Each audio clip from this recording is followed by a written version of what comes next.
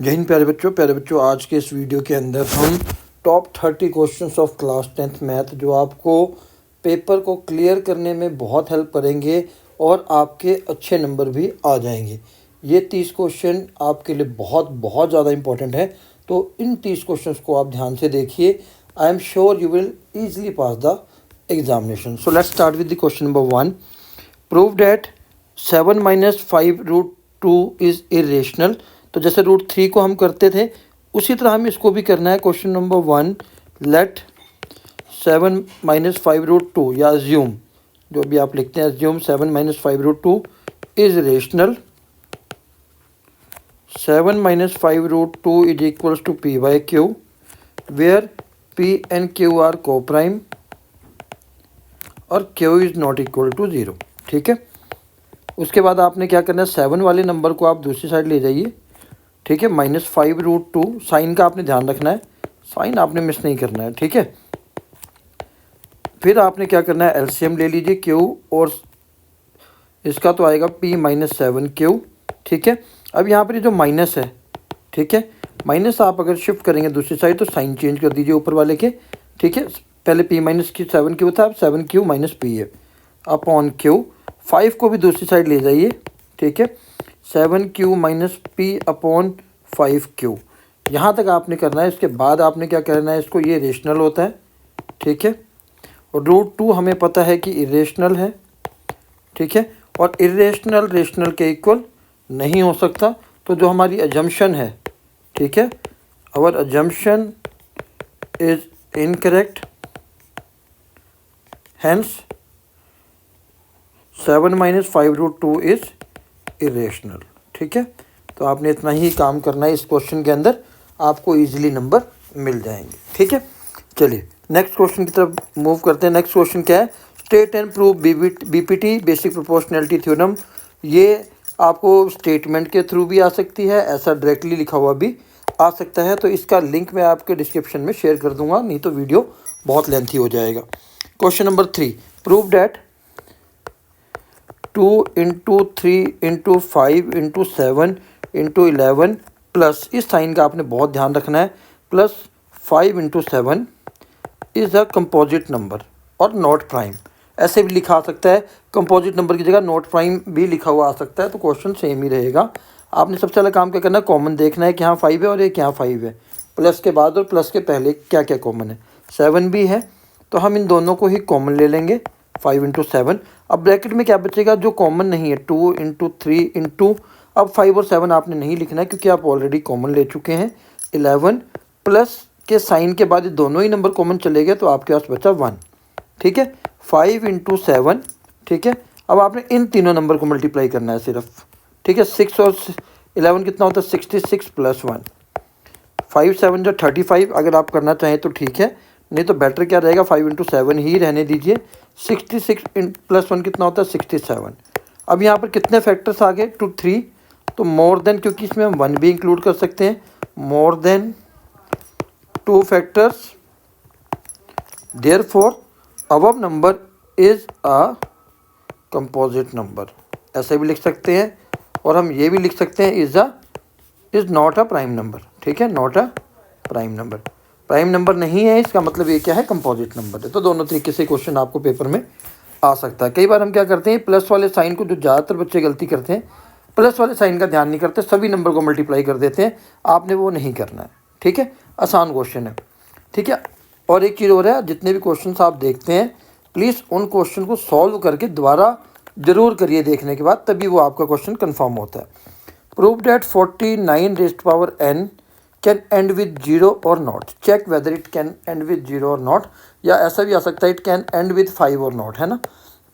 तो सबसे पहले आपने क्या करना है, 49 को प्राइम फैक्टर्स के रूप में लिख लिया, 7 × 7 लिखते हैं। ठीक है, तो 7 की पावर 2n आ गया। अब फिर आप उसके बाद आपको एक लाइन लिखनी है, फॉर एनी नंबर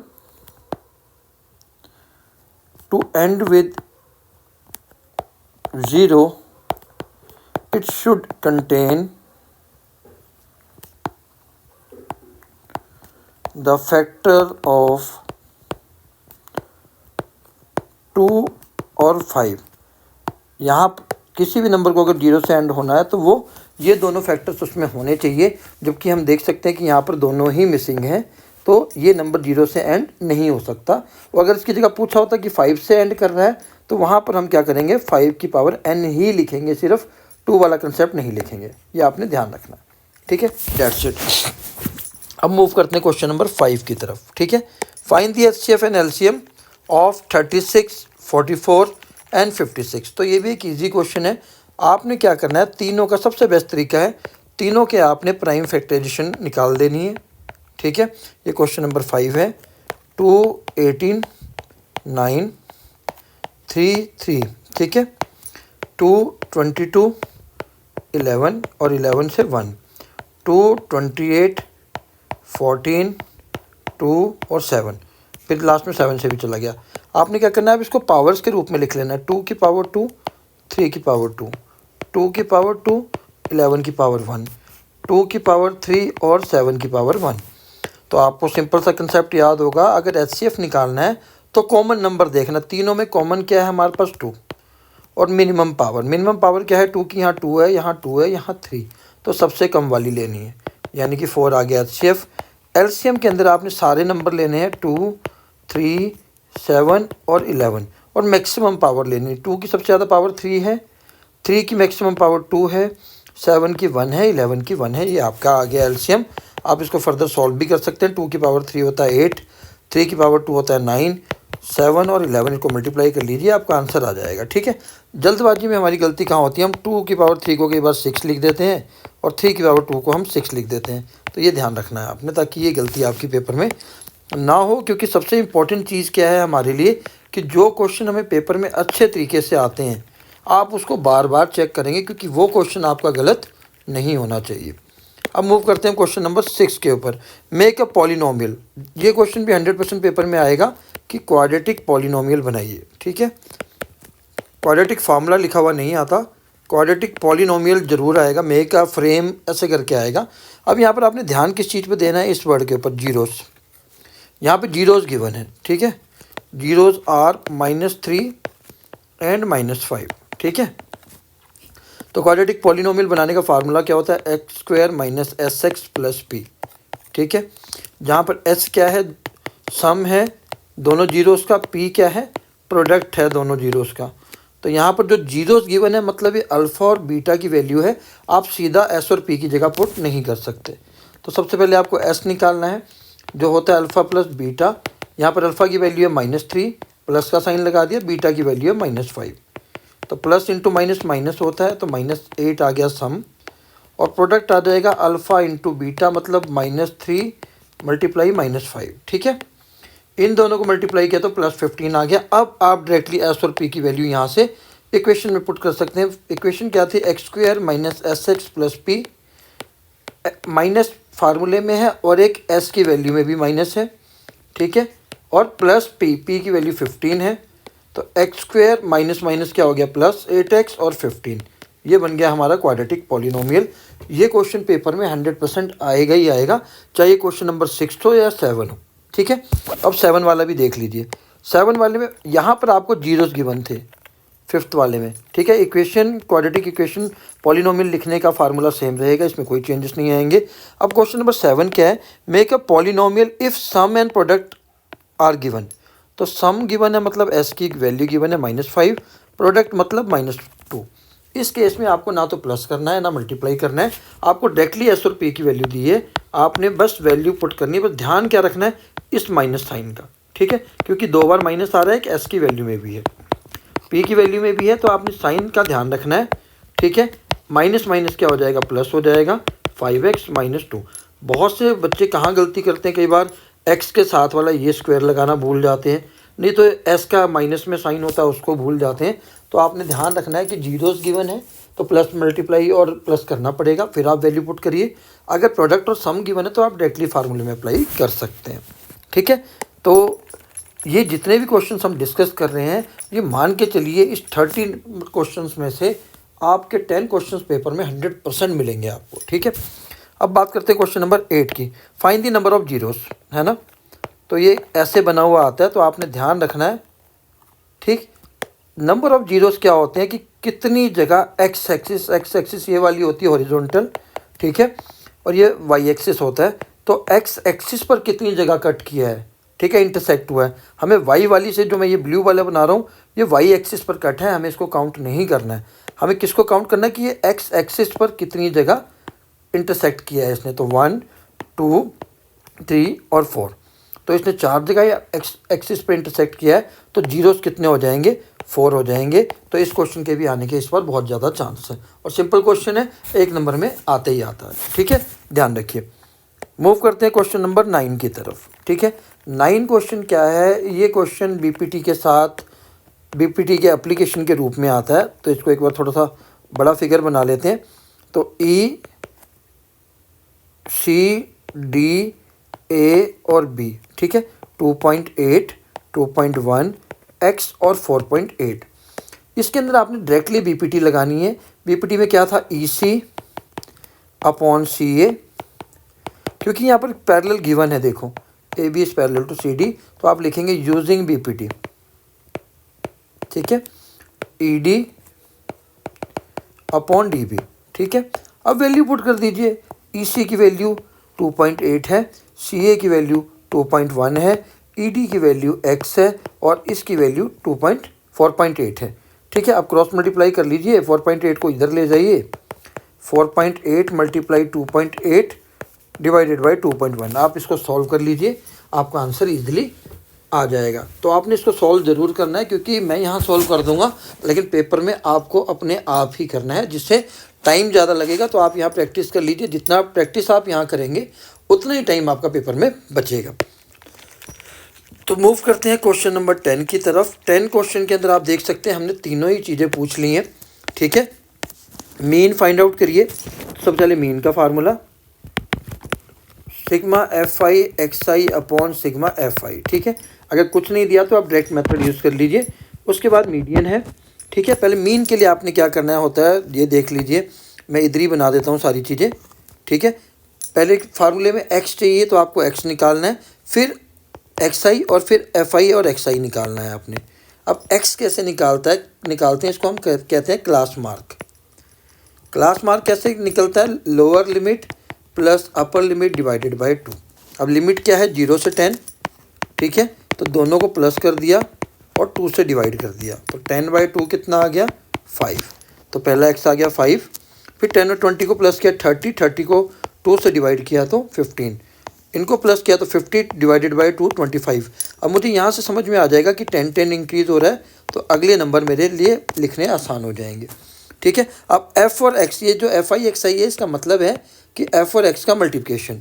तो इन दोनों को आपने मल्टीप्लाई करना है, 5 5 25, 14 5 ये हो गया आपका 210, ठीक है। नेक्स्ट हो गया आपका 225, फिर हो जाएगा 210, और ये आपको प्लस करना है तो 135। अब यहाँ पर सिग्मा साइन लगा है। सिग्मा साइन का मतलब होता है कि एफ आई एक्स आई वाला आपने इन दोनों को प्लस कर लेना है, इस पूरी लाइन को प्लस करके यहाँ लिखना है, जो सिग्मा एफ आई एक्स आई की जगह आ जाएगा, और एफ आई वाले में आपको एफ आई वाले को प्लस करना है सभी को, ठीक है। तो इसको कर लेते हैं एक बार, ठीक। एफ वाले में 5 14 19 28 34 और 37, तो यहाँ पर 37 आएगा, और ये जो प्लस करके यहाँ आएगा वो ऊपर आएगा, आपने डिवाइड कर देना, आपका आंसर ईजिली आ जाएगा, ठीक है। तो ये था मीन। मीडियन के लिए सिंपल सा कंसेप्ट है, पहले आपको अगर फार्मूले याद हैं तो आपका बहुत काम आसान हो जाता है। मीडियन का फार्मूला होता है L plus n/2 minus C F upon F into H, ठीक है। तो आपको सबसे पहले इंपॉर्टेंट चीज़ क्या, L निकालना है, तो ये आपको खुद ही बताता है, फार्मूला ही बताता है कि आपको करना क्या है। इसके अंदर आपको सी एफ चाहिए, ये तो सी एफ कैसे आता है, अल्टरनेट फ्रिक्वेंसीज को हमें प्लस करना है, ये सी एफ है, ठीक है। 5 पहला नंबर एज इट इज़ लिखना है, दूसरे नंबर में दोनों को प्लस कर दिया 19, फिर 9 प्लस कर दिया 28, फिर 6 प्लस कर दिया 34, फिर 3 प्लस कर दिया 37। आपने एक चीज़ का ध्यान रखना है, जो एफ़ का सम आएगा लास्ट में वही यहाँ पर भी आना चाहिए। ये n की वैल्यू होती है 37, आपको n/2 फार्मूले में चाहिए, यहाँ पर देखो, तो n/2 आपने निकाल लेना है, जो कि 18.5 आएगा। 18.5 ही आपको मीडियन क्लास ढूंढने में हेल्प करेगा। तो आपको देखना कहाँ है, सी एफ की वैल्यू में आपने देखना है कि 18.5 से ज़्यादा की वैल्यू किसकी है, तो ये वाली है 19, तो 19 के ठीक सामने वाली हमारी मीडियन क्लास हो जाएगी 10 से 20, और मीडियन क्लास की जो लोअर लिमिट की वैल्यू है वो हमारी एल की वैल्यू हो जाएगी। ठीक है, इसके सामने ये जो है ये एफ हो जाएगा 14, और इससे ऊपर वाला एक 5 हमारा हो जाएगा। ठीक है, सी एफ की वैल्यू।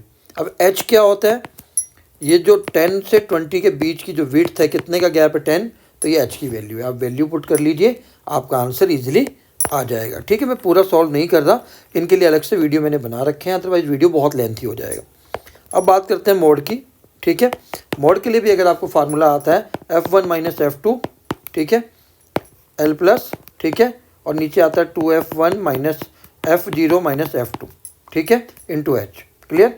तो अगर आपको फार्मूले आते हैं तो आपकी गलती नहीं होगी। ठीक है, अब इसके अंदर आपको क्या करना होता है कि मोड में ना तो आपको सी एफ निकालना है, ठीक है, ना आपको एक्स निकालना है, बस आपको सबसे बड़ी फ्रीक्वेंसी देखनी है। ठीक है, कि सबसे हाईएस्ट फ्रीक्वेंसी क्या है। ठीक, अब इसमें आप चेक करेंगे, देखिए 5, 14, 9, 6 और 3, हाईएस्ट क्या है 14, तो इसके सामने वाली जो क्लास है वो मॉडल क्लास हो जाएगी 10 से 20। इसी की लोअर लिमिट आपकी एल की वैल्यू हो जाएगी।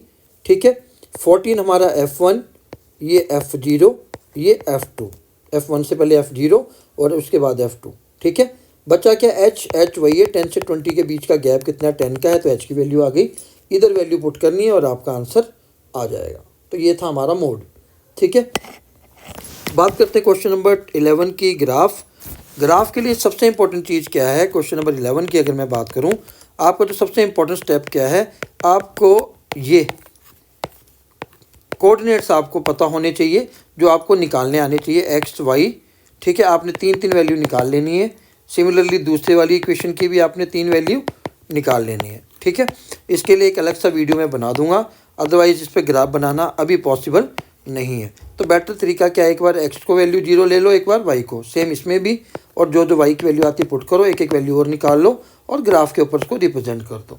ठीक है, तो अभी इसके ऊपर मैं टाइम नहीं लगा रहा, बीइंग कि वीडियो बहुत लेंथी हो जाएगा, इसके लिए मैं सेपरेट सा एक वीडियो बना दूँगा। 12 number, find the nature of roots. ठीक है, नेचर ऑफ रूट के अंदर हमें पता होना चाहिए कि अगर d इक्वल टू 0 आ गया तो रियल एंड इक्वल रूट्स हैं। ठीक है, और अगर d ग्रेटर देन 0 आ गया तो रियल एंड डिस्टिंक्ट रूट है। ठीक है, और d लेस देन 0 आ गया तो नो रियल रूट एग्जिस्ट। ठीक है, तो ये क्या है, इसको हम कहते हैं नेचर ऑफ रूट्स। ठीक, और d कैसे निकलता है, b² माइनस 4ac से। और दूसरी इंपॉर्टेंट चीज़ क्या है कि BAC की वैल्यू कहाँ से आएगी, तो वो जनरल इक्वेशन से आएगी क्वाड्रेटिक की, जो कि होती है ax² plus bx plus c। ठीक है, अब मैं जो इक्वेशन दी हुई है इसको लिख लेता हूँ, 2√3x² माइनस 5x प्लस √3। ठीक, अब यहाँ से अगर मैं जनरल इक्वेशन से कंपेयर करूँ, x² के साथ वाली टर्म मेरी a की वैल्यू होती है, जो कि हो गई 2√3। b के साथ यहाँ प्लस साइन है, यहाँ माइनस है, तो b की वैल्यू में माइनस का साइन हमें लेना पड़ेगा। c √3 जो बच गया वो c है। ठीक है, √3 आ गया। अब आपने कुछ नहीं करना है, आपने अब b² माइनस 4ac निकालना है। ठीक है, d निकालना है, b² माइनस 4ac। b की वैल्यू -5 है, b की वैल्यू में चाहे माइनस हो कोई प्लस हो कोई फ़र्क नहीं पड़ता, क्योंकि स्क्वायर है। a की वैल्यू है 2√3 और c की वैल्यू है √3। ठीक है, 5 का स्क्वायर हो गया 25, एक साइन है माइनस का तो एक ही माइनस आएगा, 4 2 8, और जब 2 बार रूट में सेम नंबर होता है तो उसको एक बार लिख लेते हैं। तो 25 माइनस 24 कितना आ गया 1। तो d ग्रेटर देन 0 है, क्योंकि d की वैल्यू 1 है, तो हमारा आंसर क्या आएगा, रियल एंड डिस्टिंक्ट रूट। अगर d 0 के बराबर आ जाता तो हमारा आंसर ये होता, और अगर d की वैल्यू -1 आ जाती 0 से कम, तो हमारा ऑप्शन आता नो रियल रूट एग्जिस्ट। ठीक है, तो आसान सा क्वेश्चन है, होप आपको समझ में आया होगा। ठीक है, अगर वीडियो पसंद आया तो प्लीज़ अपने फ्रेंड्स के साथ भी शेयर कर दीजिए, ताकि उनकी भी कुछ हेल्प हो जाए। ठीक है, चलिए मूव करते हैं नेक्स्ट क्वेश्चन के ऊपर।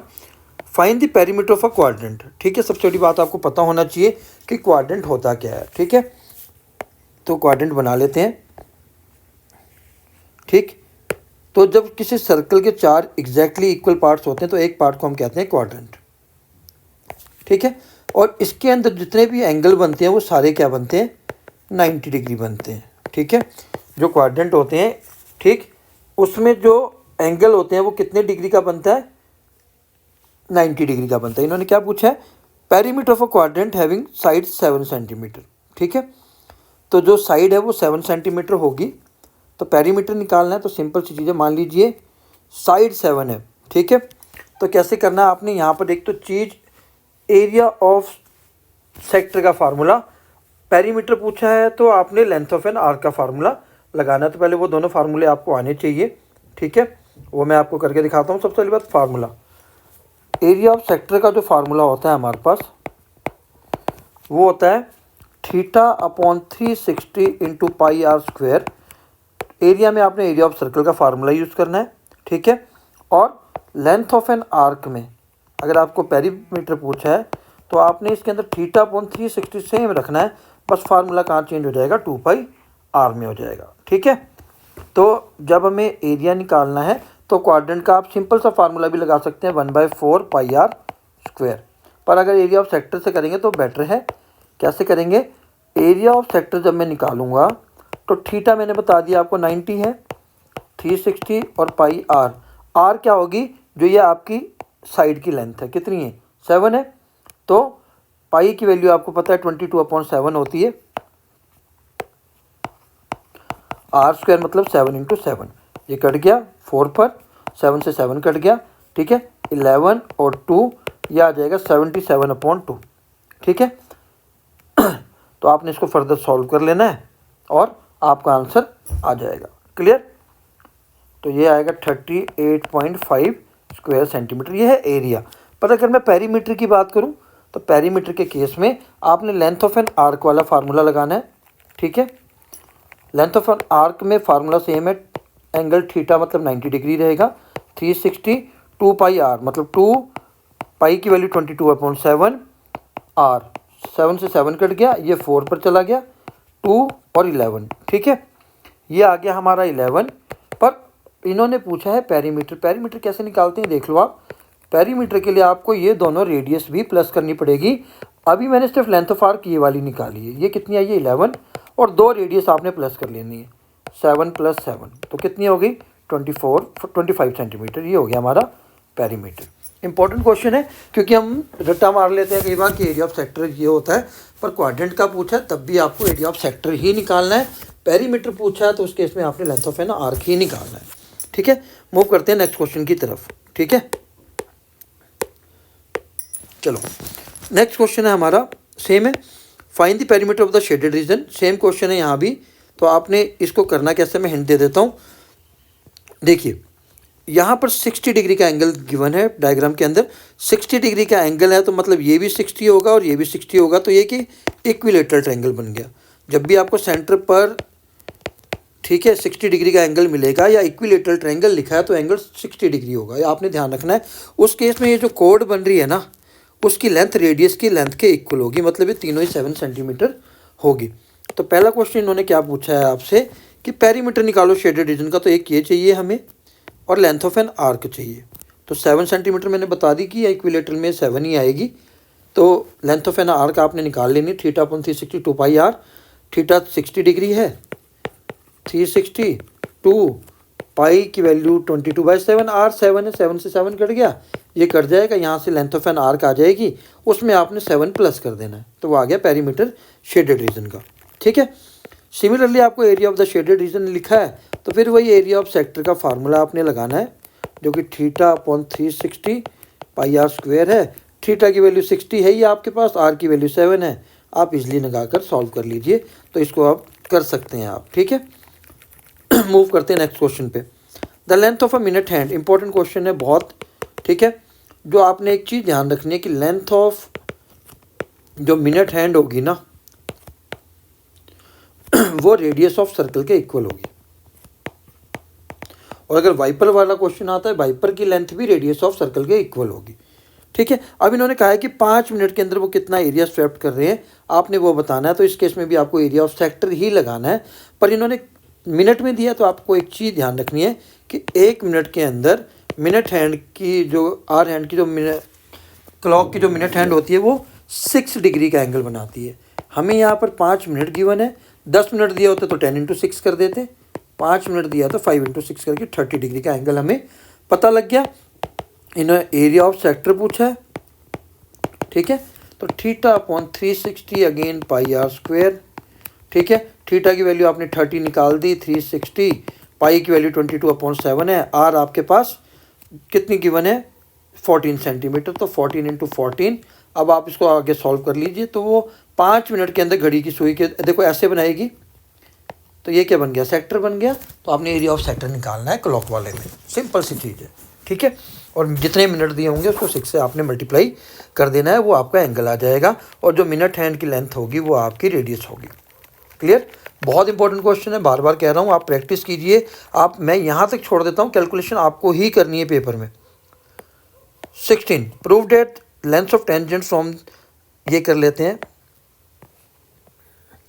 क्या प्रूफ करना है, prove that the length of the tangents are equal from the external point. Circle के एक एक्सटर्नल में कोई पॉइंट है, इससे 2 टेंजेंट आपको बन रहे हैं, आपको इन दोनों की लेंथ इक्वल प्रूफ करनी है। सिंपल सी चीज़ ये, इसका नाम ले लेते हैं ए, इसका ले लेते हैं बी, इसको आप रेडियस बना लीजिए, ठीक है।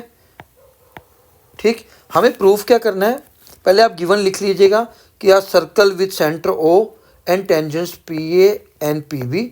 आपने सारी चीज़ें लिख लेनी है, टेंजेंट गिवन है आपको, ठीक है, P A P B, centre है ओ, ठीक है। टू प्रूफ हमें क्या करना है, जो पी ए है वो पी बी के इक्वल करनी है, कंस्ट्रक्शन आपने कर देनी है, ठीक है, ज्वाइन पी यू।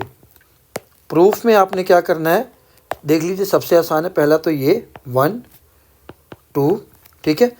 प्रूफ में क्या लेंगे, इन ट्रायंगल, 2 ट्रायंगल लेनी है हमें, पी ए ओ, ये ऊपर वाली ट्रायंगल और फिर नीचे वाली P A O and triangle P B O. हमें कॉन्ग्रुएंट प्रूफ करना है, तो angle 1 is equal to angle 2, दोनों 90 डिग्री है। रीज़न क्या है, radius is perpendicular on tangent, ठीक है। पहली चीज़ आ गई, O P is equal to O P, ये हमारा कॉमन आ जाएगा, ठीक। और उसके बाद, ठीक है, जो ओ ए है वो ओ बी है, वो क्या है, रेडियस है। आप यहाँ पर भी लिख सकते हैं, ठीक है, ओ ए और ओ बी क्या है, रेडियस है। गिवन चीज़ें आपने सारी लिखनी है। फिर आपने क्या कर दिया, इन दोनों ट्रायंगल को पी ए ओ को कॉन्ग्रुएंट दिखा दिया ट्रायंगल पी बी ओ के by R H S. Therefore P A is equal to P B by C P C T, that set. इतना ही क्वेश्चन है, और ये थ्योरम 3 नंबर के, इसके पूरे चांस है पेपर में आने के, टेंजेंट थ्योरम के। टेंजेंट की जो तीन थ्योरम में मतलब 3 क्वेश्चन है इंपॉर्टेंट वाले, तीनों ही पेपर में एज इट इज़ आ सकते हैं। तो आपको इसको, ये क्वेश्चन आपको आना चाहिए कि एक्सटर्नल पॉइंट से जो टेंजेंट ड्रॉ होते हैं वो पॉइंट सर्कल पर, वो उनकी लेंथ क्या होती है, इक्वल होती है, ठीक है। जो अगला क्वेश्चन हम करने जा रहे हैं वो भी इसी का एप्लीकेशन है, ठीक है, कर लेते हैं। क्वेश्चन नंबर 17 देख लीजिए, prove that the circle circumscribe a parallelogram is a rhombus, ठीक है। एक सर्कल है, इसको एक पैरेललोग्राम से सर्कमस्क्राइब किया हुआ है। हमें बताना है कि जो ए बी सी डी है वो एक रोम्बस है। गिवन क्या है, आपने लिख देना है A B C D is a parallelogram. अगर A B C D parallelogram है तो जो इसके ऑपोजिट साइड है ए बी, वो डी सी के इक्वल होगी, और ए डी बी सी के, ये वाली साइड इसके इक्वल होगी और ये वाली साइड इसके इक्वल होगी, ठीक है। तो ये जो पॉइंट है मैं इस पर नेमिंग दे देता हूँ पी क्यू आर एस, ठीक है। क्योंकि ऑपोजिट साइड्स क्या होती हैं, इक्वल होती हैं, आप लिख भी सकते हैं साइड्स आर इक्वल, ठीक। आगे आपने प्रूफ क्या करना है कि A B C D is a rhombus, यह आपने प्रूफ करना है। प्रूफ कैसे करेंगे आप, ठीक है। सबसे पहले प्रूफ करने से पहले आपने वो जो अभी 16 थ्योरम हमने की है, 16 नंबर वाली, वही थ्योरम आपने लिख देनी है। Tangents drawn from external points are equal, external points of a circle are equal in length. सबसे पहला काम आपने ये करना है, इम्पोर्टेंट है, ठीक है।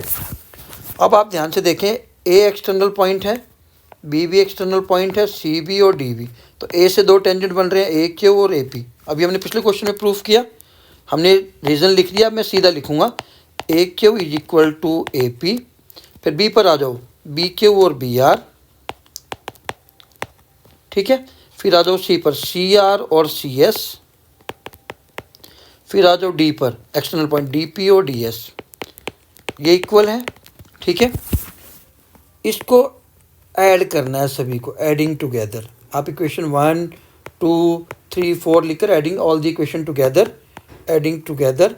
आपने करना कैसे, इस चीज़ को ध्यान रखिए। अब मैं जो बताने जा रहा हूँ इस पॉइंट को आपने ध्यान रखना है। ये वाली सामने वाली साइड इससे ऐड, इसके साथ ऐड करनी है। सामने वाली साइड में क्या क्या है, ए क्यू है और ए क्यू के साथ क्यू भी है या बी क्यू, प्लस नीचे वाली पे आ जाओ डी एस और एस सी। इक्वल कर देना है, ठीक है। किसके,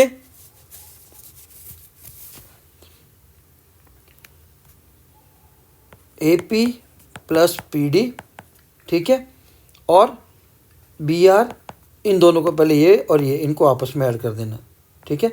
B R plus R C, ठीक। यहाँ से क्या फ़ायदा होगा अभी देख लो आप। ए क्यू और बी क्यू को मैं ए बी लिख सकता हूँ, मैं सीधा भी लिख सकता था, पर मुझे प्रूफ करना है क्योंकि एक क्वेश्चन यहीं पर ख़त्म हो रहा है। ए बी साथ में डी सी आ जाएगा और नीचे आ जाएगा B C plus A D. अब आप देखो, मैंने ए बी को सी डी के साथ प्लस किया है और इस ए डी को बी सी के साथ, ठीक है। अब मैंने ऊपर क्या लिखा था, यहाँ देखो A B equal to D C लिखा था, तो मैं डी सी की जगह भी ए बी लिख देता हूँ।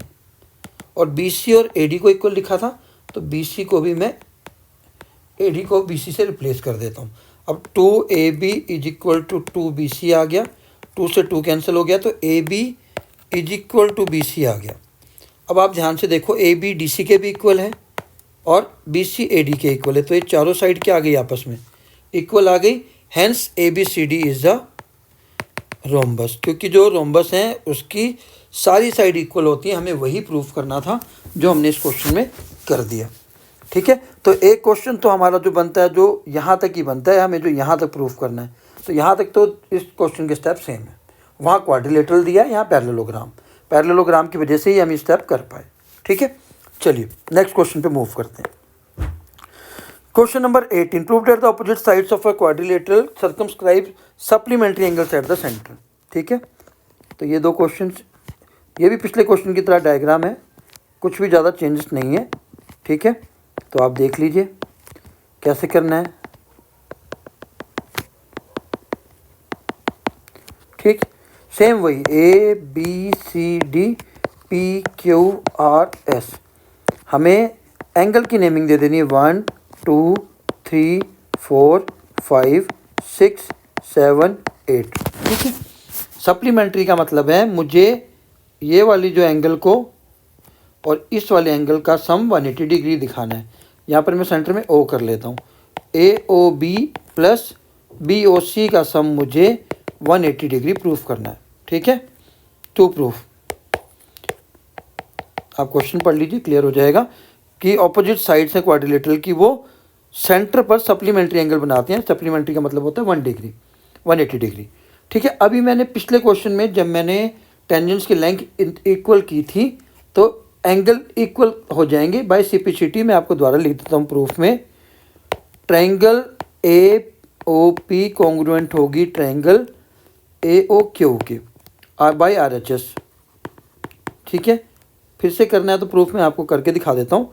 अभी मैंने कौन सी दो ट्रायंगल ली है, एक तो ये वाली ली है और एक ये वाली ली है। जब मैंने इक्वल लेंथ वाला किया था तो आपको पता है कि ये 90 डिग्री है, ये 90 डिग्री है, ठीक है।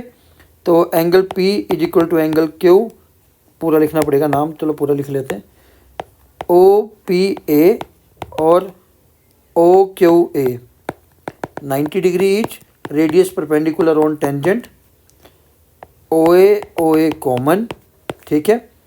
O Q is equal to O P radius. तो ये दोनों ट्रायंगल क्या हो गई, कॉन्ग्रुएंट हो गई, जैसा मैंने 16 क्वेश्चन में किया था, बस मैंने आपको दोबारा बता दिया कैसे करना है। Therefore by CPCT angle 1 is equal to 2।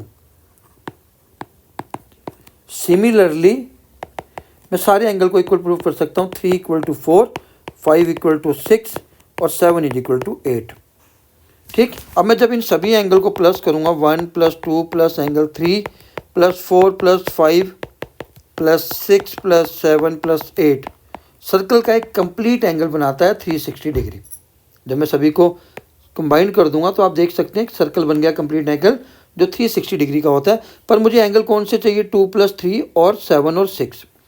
तो मैं क्या करूँगा, 1 को 2 से रिप्लेस कर दूंगा क्योंकि 1 को मैं 2 के इक्वल ऑलरेडी प्रूफ कर चुका हूँ। 4 को 3 से कर दिया और 5 को 6 से कर दिया। 360 डिग्री आ गया।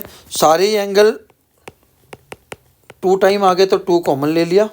ठीक है, मुझे कौन सा 3 चाहिए ना, तो 6 और 7, ये वाला 2 उधर ले जाकर मैं डिवाइड कर दूंगा तो 2 + 3 + 6 + 7 = 360 डिवाइडेड बाई 2 क्या हो गया, 180।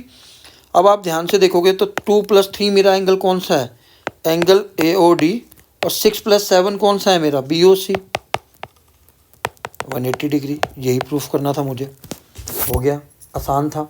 ठीक है, तो आपको ध्यान रखना है कि आपको यही बता देगा डायग्राम कि 2 और 3 चाहिए मुझे और 7 और 6 चाहिए। 1 और 2 इक्वल थे तो 1 की जगह 2 कर दिया, 3 4 इक्वल थे 4 की जगह 3 कर दिया। सारे एंगल 2 बार आ गए और हमारा काम हो गया आसान। ठीक है, next question 19, prove that the tangents drawn at the ends of the diameter are parallel. ठीक है, बहुत इंपॉर्टेंट क्वेश्चन है ये भी। ठीक है, एक सर्कल है, इस सर्कल के बीच में एक डायमीटर है। ठीक है, डायमीटर के एंड्स पर, ठीक है, डायमीटर के एंड्स पर 2 टेंजेंट बने हुए हैं। इसका नाम दे देते हैं AB, ये सेंटर O है, P, Q और CD। ठीक है, पहले आपने गिवन लिख लेना, सर्कल विद सेंटर O। ठीक है, टेंजेंट्स AB CD। ठीक है, सारी चीज़ें आपने लिख लेनी है गिवन के अंदर। 2 प्रूफ के अंदर क्या है, AB को CD के पैरेलल प्रूफ करना है। ठीक, और ये वाला एंगल हमें पता है कि 90 डिग्री होता है। ठीक है, तो इसको ले लेते हैं 1 और इसको ले लेते हैं 2। प्रूफ में हम मेथड 1 के साथ कर रहे हैं, इसके 2-3 तरीके से हो जाता है, तो हम मेथड 1 से कर लेते हैं। क्या करना है, एंगल 1 हमारा कितना होगा, 90 डिग्री, क्योंकि जो रेडियस है OP वो परपेंडिकुलर है टेंजेंट AB पर। एंगल 2 भी हमारा 90 डिग्री है क्योंकि जो OQ है रेडियस वो CD के ऊपर परपेंडिकुलर है। अब from equation 1 and 2 angle 1 angle 2 के इक्वल आ गया क्योंकि दोनों ही 90 डिग्री के हैं। तो ये कौन से एंगल बन गए, अल्टरनेट इंटीरियर एंगल बन गए। ठीक है, अल्टरनेट इंटीरियर एंगल अगर इक्वल आ जाते हैं तो जो हमारी लाइंस हैं वो क्या हो जाएंगी, पैरेलल हो जाएंगी। दैट्स इट, सिंपल सा तरीका, सिंपल सा क्वेश्चन और सिंपल सा मेथड। ठीक है, चलिए मूव करते हैं क्वेश्चन नंबर 20 की तरफ। क्वेश्चन नंबर 20 क्या है कि prove angle between 2 tangent drawn is supplementary to the angle subtended by the line segment joining at the centre. तो हमें क्या करना है, सिंपल सी चीज़ है। तो अगर ये क्वेश्चन आता है, ये 18 वाले से थोड़ा डिफरेंट है। ठीक है, ठीक, अब इस केस में हमें PQRS, हमें एंगल P और एंगल R का सम 180 डिग्री प्रूफ करना है। सिंपल सी चीज़ है। ठीक है, दोनों क्वेश्चन आप देख लीजिए। यहाँ पर क्या था कि opposite side of a quadrilateral given है, तो आपको क्वाड्रिलेटरल वाला करना है। यहाँ पर आपको सर्कल गिवन है। ठीक है, एट द सेंटर, यहाँ क्वाड्रिलेटरल नहीं लिखा तो आपने ये करना है। तो सिंपल सा क्वेश्चन है, देखो Q पर और S पर तो 90 डिग्री एंगल बनेगा ही, क्योंकि जो RS है, RQ है, रेडियस है, वो परपेंडिकुलर होगी PQ पर, और RS परपेंडिकुलर होगा PS पर।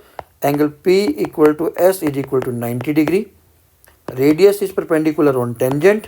ठीक है, अब क्वाड्रिलेटरल बन रहा है, PQRS एक क्वाड्रिलेटरल है। ठीक है, तो क्वाड्रिलेटरल के सारे एंगल का सम कितना होता है, 360 डिग्री।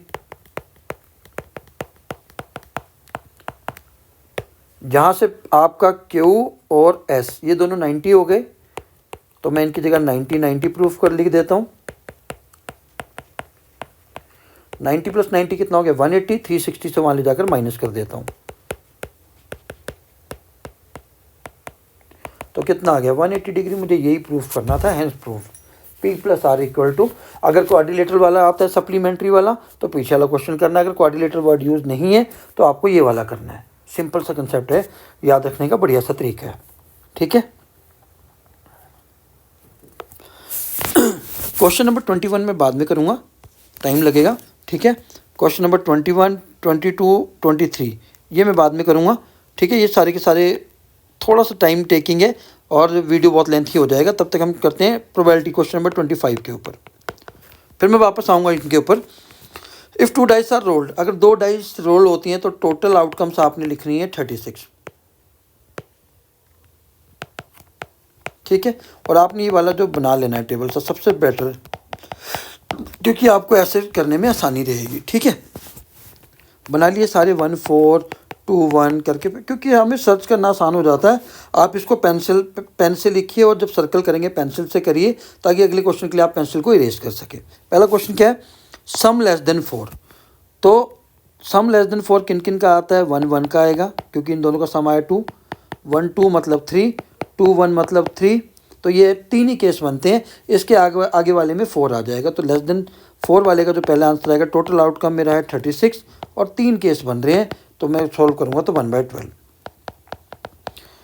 सम मोर देन और इक्वल टू 9, मोर देन और इक्वल टू 9, 9 के बराबर भी आ सकता है और 9 से ज़्यादा भी आ सकता है, तो वो भी काउंट कर लेते हैं, ठीक है।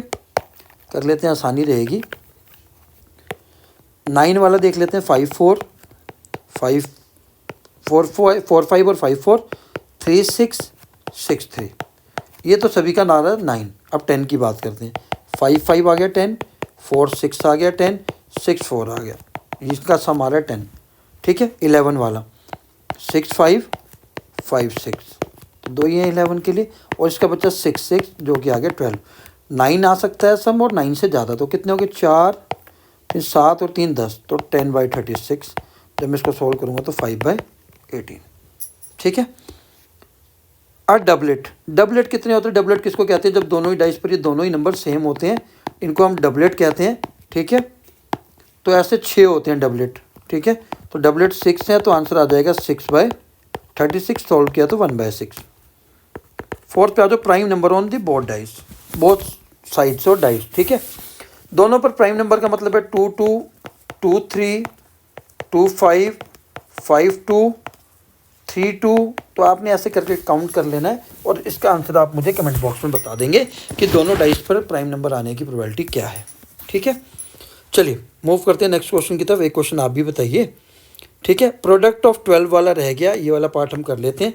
प्रोडक्ट ऑफ 12 का मतलब है कि 3 4 12 होता है, 4 3 12, ठीक है। 3 4 12, 4 3 12, 2 6 12, 6 2 12, ठीक है। तो 4 ही केस आते हैं जिसमें 12 आ रहा है, तो हमारा हो जाएगा 4/36 यानी कि 1/9। कई बार वीडियो बनाते समय जल्दी में होते हैं, तो कई बार कुछ गलती हो जाती है, काइंडली इग्नोर दिस, है ना। चलिए मूव करते हैं क्वेश्चन नंबर 26 की तरफ। If 3 coins are toss, 3 coin अगर टॉस होते हैं तो आपने कॉइन के केस में 2n याद रखना है। अगर एक कॉइन है तो 2 यानी कि 2 केस हो जाएंगे, ठीक है। अगर 2 कॉइन है तो 2 4 हो जाएंगे, 3 कॉइन है तो 2 मतलब 8 केस हो जाएंगे। अगर 3 कॉइन को टॉस किया जाता है तो एटलीस्ट 2 टेल्स आपको ध्यान रखना है। पहले आपको आउटकम्स बनानी आनी चाहिए, तीनों हेड तीनों टेल।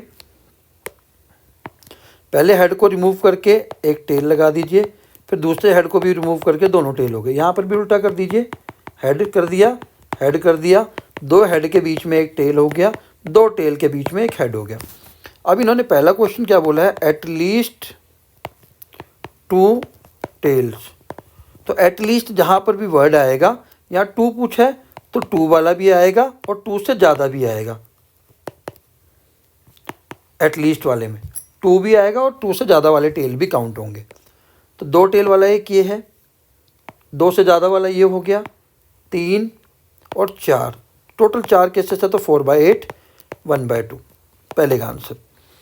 एट मोस्ट, अगर एट मोस्ट लिखा है, ये ध्यान रखना है, एट मोस्ट 2 हेड्स लिखा है, ठीक है, तो 2 वाला भी काउंट होगा, लेस 2 से कम वाला भी काउंट होगा, और जिसमें नहीं है हेड वो भी काउंट होगा।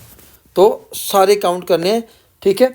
2 वाले कौन सा हेड है, 3 वाला काउंट नहीं होगा क्योंकि 2 और लेस आएगा, ठीक है, ये वाला काउंट नहीं होगा, ये भी काउंट हो जाएगा, ये भी, जिसमें नहीं है हेड वो भी काउंट होगा एट मोस्ट वाले में, ठीक है। तो ये सारे काउंट हो जाएंगे, तो इसका आंसर आएगा 7/8, ठीक है। तो आपको ध्यान रखना, अगर एटलीस्ट लिखा है, 1 लिखा है एटलीस्ट 1 हेड, तो 1 वाला भी और 1 से ज़्यादा वाले भी काउंट होंगे एटलीस्ट वाले में। एट मोस्ट वाले में अगर लिखा है एट मोस्ट 1 हेड, तो 1 वाला हेड काउंट होगा, जिसमें हेड नहीं है वो भी काउंट होंगे एट मोस्ट वाले में। एट मोस्ट वाले में वो चीज़ नहीं है तब भी काउंट होगा, ठीक है, ध्यान रखिए। Question number 27, find the probability to get a queen, a diamond, a face card, ठीक है। तो टोटल आउटकम कार्ड के केस में अगर कोई कार्ड इन्होंने बाहर नहीं रखा है तो 52 होती हैं, ठीक है। और 52 कार्ड के अंदर आपको पता होना चाहिए 13, पहले मैं 26 वाला कंसेप्ट, 26 रेड होते हैं, 26 ब्लैक होते हैं, 26 के अंदर 13 के फिर 4 सूट्स बन जाते हैं, ठीक है। रेड के अंदर हार्ट होता है, डायमंड होता है, और ब्लैक के अंदर स्पेड और क्लब होता है, ठीक है। इन सभी के अंदर 4 फेस कार्ड, मतलब 4 फेस कार्ड क्या होते हैं, किंग 4 होते हैं, 4 फेस में रानी क्वीन 4 होती है, और 4 जैक होते हैं, ठीक है। तो टोटल 12 फेस कार्ड होते हैं, ठीक है। 12 फेस के कार्ड के अंदर 6 रेड होते हैं, 6 ब्लैक होते हैं, ठीक है। तो ये सारी चीज़ें अगर आपको आती हैं तो आपको क्वेश्चन करने में कोई प्रॉब्लम नहीं आएगी। जैसे पहला पार्ट है, पहला क्या है, अ क्वीन, ठीक है। एक क्वीन मतलब क्वीन की बात है, टोटल क्वीन होती है 4 और टोटल आउटकम है 52, तो 1/13। सेकंड क्या है, अ डायमंड, डायमंड कार्ड हमारे होते हैं 13 और टोटल कार्ड है 52, तो 1/4। आगे आ जाओ, अ फेस कार्ड, फेस कार्ड कितने होते हैं 12/52, आप इसको रिड्यूस कर लीजिए 3/13 आ जाएगा। और ब्लैक किंग, ठीक है, ब्लैक किंग की बात करें तो टोटल 2 ही किंग ब्लैक होते हैं, क्योंकि 4 किंग होते हैं ब्लैक, टोटल 4 किंग होते हैं जिसमें 2 ब्लैक होते हैं और 2 रेड होते हैं, 2/52 1/26 आ जाएगा, ठीक है। तो आप देख लीजिए कि पूछ क्या रहे हैं, ठीक है। क्वीन पूछा, डायमंड पूछा है, क्या क्या पूछा है, तो ये इजी क्वेश्चन है, आप इसको इजीली कर सकते हैं। डायमंड, एक गुलाब जामुन वाला क्वेश्चन भी हम बाद में करते हैं, पहले हम बात करते हैं 29 की। 10a - b = 1/√3, 10a + b = √3। तो आपने एक चीज़ ध्यान रखनी है, सिंपल सा कंसेप्ट है, 10 30 की वैल्यू होती है 1/√3 और 10 60 की वैल्यू होती है √3। तो जहाँ पर 1/√3 है वहाँ पर आपने a - b को, या a + b के सामने होता है, जिसके भी सामने 1/√3 है उसको आपने 30 के इक्वल कर देना है, और जहाँ पर √3 है उस वाली चीज़ को आपने 60 के इक्वल कर देना है, ठीक है। क्योंकि आप ध्यान से देखें 30 की जगह ही तो a - b लिखा हुआ है, तभी 1/√3 आएगा। 60 की जगह a + b लिखा हुआ, तो इसको इक्वल कर दिया, एलिमिनेट कर देना है, b से b कैंसिल हो गया, 2a = 90, a की वैल्यू आ जाएगी 90 / 2 यानी कि 45, ठीक है। अब a की वैल्यू किसी इक्वेशन में पुट कर दीजिए, मैं a - b = 30 में a की वैल्यू पुट कर देता हूँ 45, ठीक है। तो इन दोनों को इंटरचेंज कर देता हूँ, b की वैल्यू आ जाएगी 45 - 30 यानी कि 15। तो इन दोनों को प्लस करेंगे तो 60 आ रहा है और माइनस करेंगे तो 30 आ रहा है, तो हमारा आंसर बिल्कुल सही है, ठीक है। आपने क्या ध्यान रखना है, 1/√3 लिखा है तो उस, अगर यहाँ प्लस होता तो a + b को मैं 30 के सामने कर देता, माइनस है तो मैंने माइनस के सामने किया है। आपको ये याद रखना है बस, अगर ये याद है तो आप इजीली कर सकते हैं, ठीक है। Question number 30, in a box there are 1 to 90 numbered cards, ठीक है। तो टोटल आपको ध्यान क्या रखना है, यहाँ पर लिखा है 1 to 90, एक भी कार्ड मिसिंग नहीं है, तो टोटल आउटकम इसकी हो जाएगी 90। अगर लेकिन ऐसे लिखा होता 3 to 90, आपने इस चीज़ का बहुत ध्यान रखना है। देखो अब इसमें 1 और 2 नंबर का कार्ड नहीं है, तो 90 में से 2 माइनस कर दो तो 88 आ जाता। अगर लिखा होता 7 to 90, तो 1 to 6 नहीं है तो 6 माइनस कर देते तो 84 आ जाता। आपने इस चीज़ का ध्यान रखना है, यहाँ डायरेक्टली दिया हुआ है तो 90 टोटल आउटकम आ गई मेरी। 2 डिजिट नंबर, ठीक है, पहले का आंसर क्या है, टोटल में तो 90 आएगी जो टोटल आउटकम है। अब 1 से लेकर 90 तक, ठीक है, सिर्फ 1 to 9 यानी कि 9 डिजिट है सिंगल डिजिट, बाकी सारे 2 डिजिट नंबर है, तो 81 आ गए 2 डिजिट, पहले का answer. Perfect square, perfect square क्या होते हैं, जैसे 1 का स्क्वायर 1, 2 का स्क्वायर 4, 3 का स्क्वायर 9, ठीक है, 4 का स्क्वायर 16, ऐसे करके ये टोटल 9 केस होते हैं, तो 9/90, इसको फिर सॉल्व कर लेना है, 1/10, ठीक है। प्राइम नंबर 1 से लेकर 90 तक 24 प्राइम नंबर्स होते हैं, तो 24/90, ठीक है। फोर्थ का इवन नंबर, जब कंप्लीट डिजिट दिया है तो इसका हाफ वो इवन नंबर होगा, यानी कि 45/90। ऑड नंबर भी क्या होगा, इसका आधा होगा, तो 1/2 और 1/2 ही आ जाएगा हमारे आंसर, ठीक है। चलिए अब इवन और ऑड का पहचानने का एक और तरीका बता देता हूँ। अगर 91 दिया होता, ठीक है, तो अगर तो एक इवन नंबर दिया है एग्जैक्टली 92, तो उसका हाफ हो जाएंगे दोनों।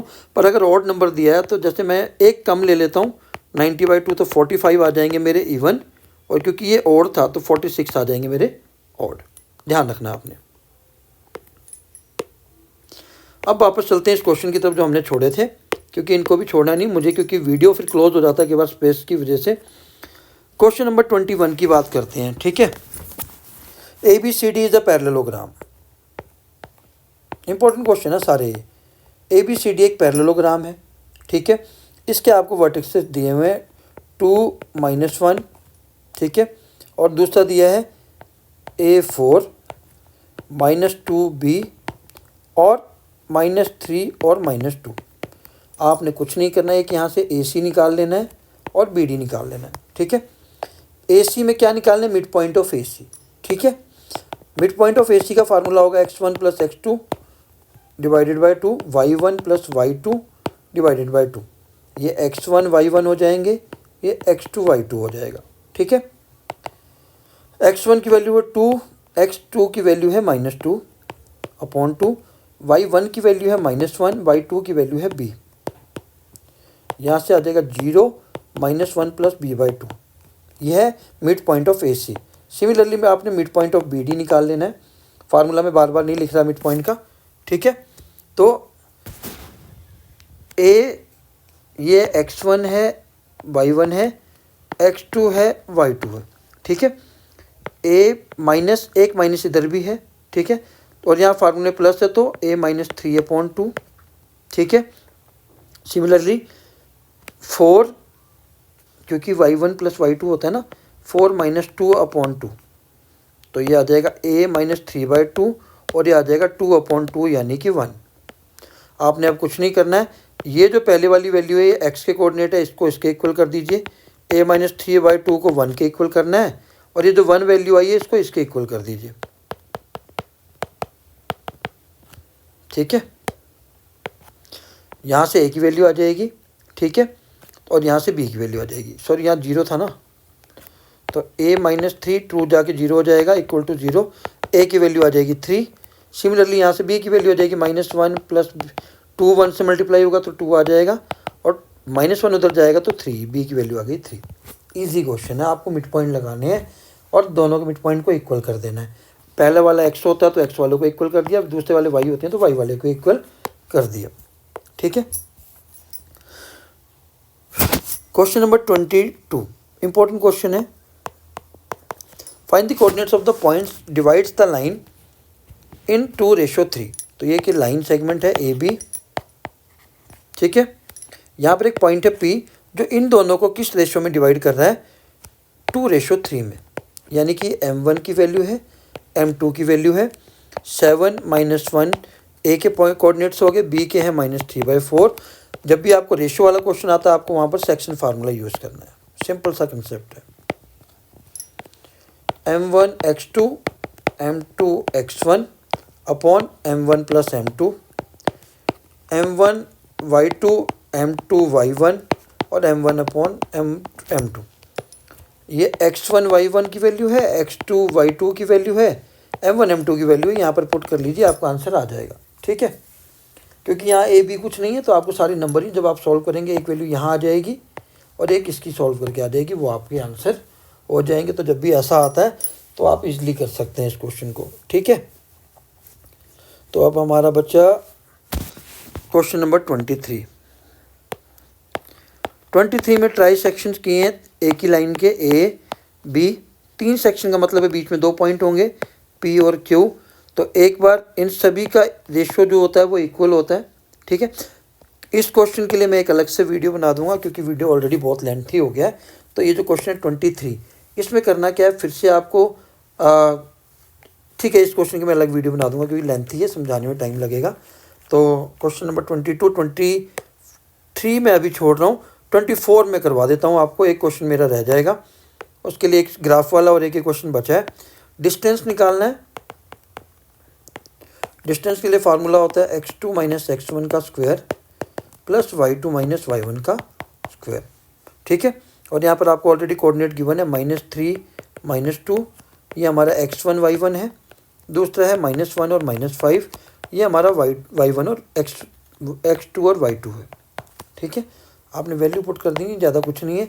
x2 की वैल्यू है -1, x -1 फार्मूले में है और एक x की वैल्यू में, इस चीज़ का आपने ध्यान रखना है।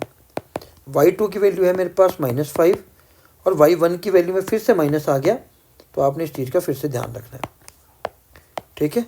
-1 + 3 का स्क्वायर -5 + 2 का स्क्वायर, यह आ जाएगा 2 का स्क्वायर और ये आ जाएगा -3 का स्क्वायर।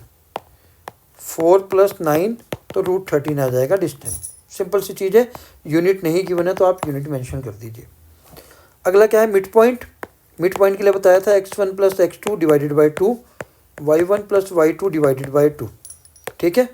x1 कितना है मेरा -3, x2 कितना है -1 डिवाइडेड बाई 2, y1 मेरा है -2 और y2 है मेरा -5, तो ये आ जाएगा -4/2 और -7/2, तो ये कट जाएगा -2 और -7/2, मेरे आंसर आ गए। तो ये बहुत ही इजी क्वेश्चन है। अभी तक हमने जितने भी क्वेश्चन किए हैं सारे के सारे बहुत ज़्यादा इंपॉर्टेंट है। आप प्लीज़ इन क्वेश्चंस को कर लीजिए। ये 30 क्वेश्चंस आपकी जान तो बचाएंगे ही बचाएंगे और आपके स्कोर अच्छा करने में भी हेल्प करेंगे। तो प्यारे बच्चों, ये था आज का एक छोटा सा वीडियो, छोटा नहीं बड़ा हो गया, बट अगर आपको वीडियो पसंद आया तो प्लीज़ लाइक शेयर और कमेंट करना ना भूलें। आज के लिए इतना ही, फिर मिलते हैं। जो 2 क्वेश्चन बच गए, ग्राफ वाला और एक क्वेश्चन नंबर 23, ताकि मैं ईजिली एक्सप्लेन कर सकूँ। तो जय हिंद, जय भारत।